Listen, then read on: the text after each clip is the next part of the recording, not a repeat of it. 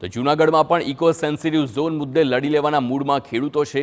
મેંદરડાના 21 ગામના eco sensitive ઝોનમાં સમાવતા વિરોધ કરવામાં આવ્યો। ખેડૂતોએ એકત્ર થઈને આંબેડકર ચોકમાં સભા યોજી તો પાદર ચોક, સરદાર ચોક, સામાકાંઠા વિસ્તારમાં રેલીનું પણ આયોજન।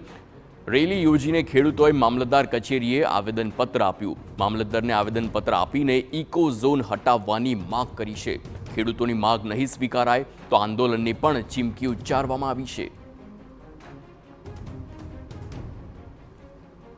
21 ગામની અંદર જે ઇકો સેન્સિટિવ ઝોન લગાવવામાં આવ્યું, આ રાક્ષસી કાયદો ઠોકી બેહાડવામાં આવ્યો। એના માટે ખેડૂત તરીકે મને જ્યાં જાણકારી મળી ત્યાં કે ખેડૂતોને પારવાર નુકસાની છે, એક પણ પ્રકારનું ખેડૂતોને ફાયદો નથી। એની સામે જે ઝંઝટ છે કે ઘઉં કાઢ્યા પછી ઘઉંવાળું જે હળગાવવાની હોય વાત, બિલિંગ હકાવવું હોય, જેસીબી હકાવવું હોય, લાઇટ કરવી હોય, કોઈ બાંધકામ મકાન ઝૂંપડું કરવું હોય કે પછી કૂવો ખોદવો હોય, આવી અસંખ્ય જે પરમિશન બાબત આવે છે ખેડૂતોની સામે, એના માટે ખેડૂતોને મેંદરડા તાલુકામાં તમામ લોકો ભારોભાર રોષ છે। આજે આ રોષની દ્રષ્ટિએ આજે ખેડૂતો મેંદરડા તાલુકામાં પ્રાંત અધિકારીને આવેદનપત્ર આપવામાં આવ્યું છે। ખરેખર આ કાયદો મેંદરડા તાલુકાના ખેડૂતોને હળવા નિયમની વાત જ નથી, અરે રદની વાત કરી છે। આ સંખ્યા ખેડૂતો હતા, તમે જોઈ લીધું મીડિયાવાળાએ કે કોઈ ખેડૂતે એવી વાત નથી કરી।